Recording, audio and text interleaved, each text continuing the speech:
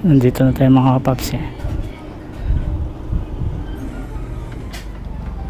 Tao po.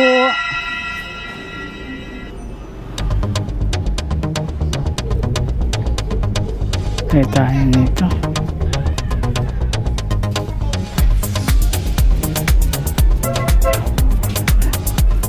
Ate, si ano nandito kanina yung nag ano ng electric fan? Yung pangatlong bahay daw dito yung si ano pangalan nun? Wala lang po ah.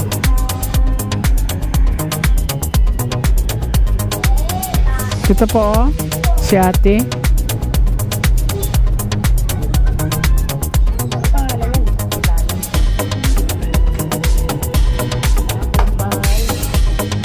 Yung ano niya, yung parang anak niya maraming tato.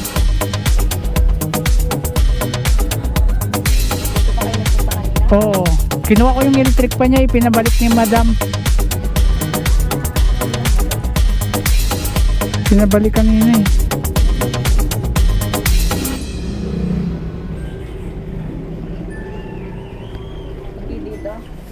Sa naglalaba daw eh. Naglalaba daw siya kanina, naglalaba dito kanina eh.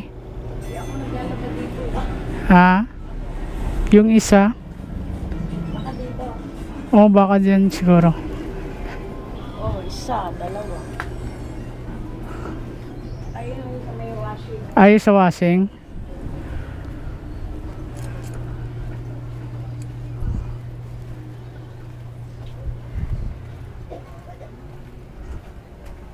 Tao po ate. Ito, Jonah.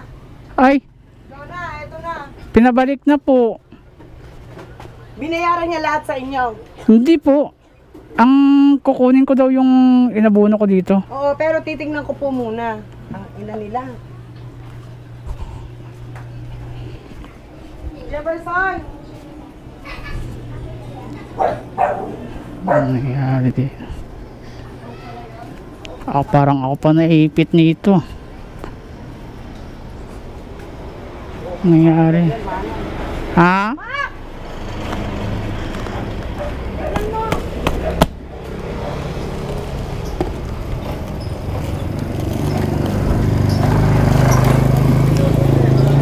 Ano daw problema?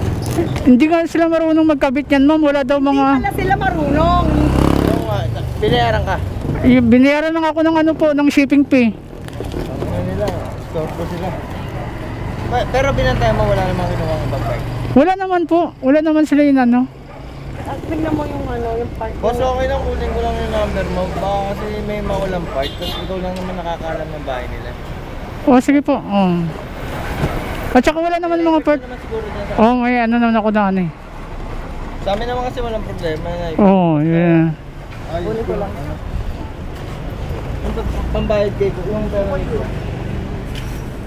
Ang ano lang nila siguro yan, hindi lang sila marunong magkabit niyan. Eh di sana hindi sila umorder, diba? Oo nga, nasabi ko mamang dali-dali naman dapat na gano'n lang kayo. Naghanap na lang kayo ng gagawa niyan. Sa amin naman wala namang problema.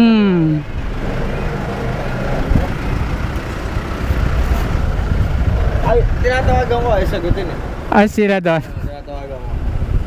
Sabi ko rin, sasabihin ko sana, papayag ako na i-return yan. Basta ikaw pa rin magbabalik kasi ikaw lang ang nakakaalam na. Pero kung iba nag-atid yan, sir, hindi ako papayag mo.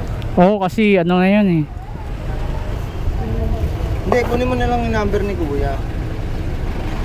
Kunin mo yung number ni Kuya para if ever may problema. Kuya, pasukin na lang. Ah, sige po.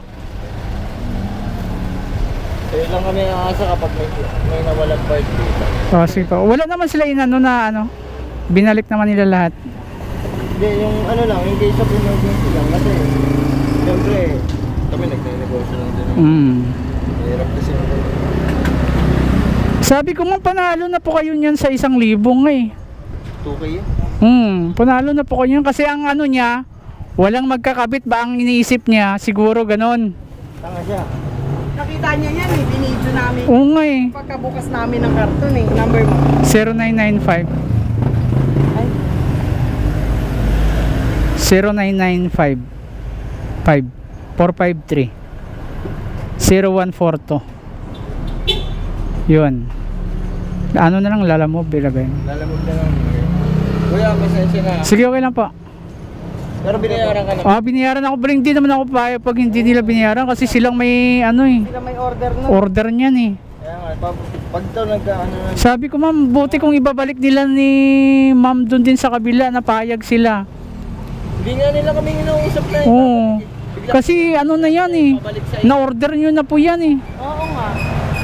At saka, di ba may usapan naman kayo lahat naka ano naman, video, naka ano. Pinig ka po, okay naman doon. Oo, okay naman ang ano. Sabi kong ganda nga, bago pa eh. Ayan o. Ano yung binidyo ko pa yan, Sige sir. po, salamat. Sige po. Oh, yun na yun. Ano kasi yan, papapalitan ko lang. Bibili lang sana ako ng electric fan kasi magdodorm yung anak ko. O, ayan o. Naka ano naman ano. Di ba naka-plastic pa? Mm. Kita nyo naman bagong-bago pa. Bago pang ano. O, yan o. Magkano binayaran sa inyo lahat? 150 din po, pabalik dito. Magkano lahat-lahat binayaran nyo? 300. Eh di sino ano ngayon? Oo. Sige pa ma'am, salamat po.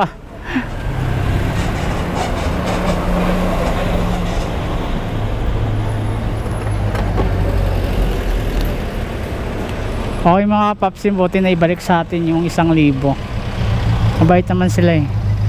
Si madam ng ano, okay, let's go. Peace out.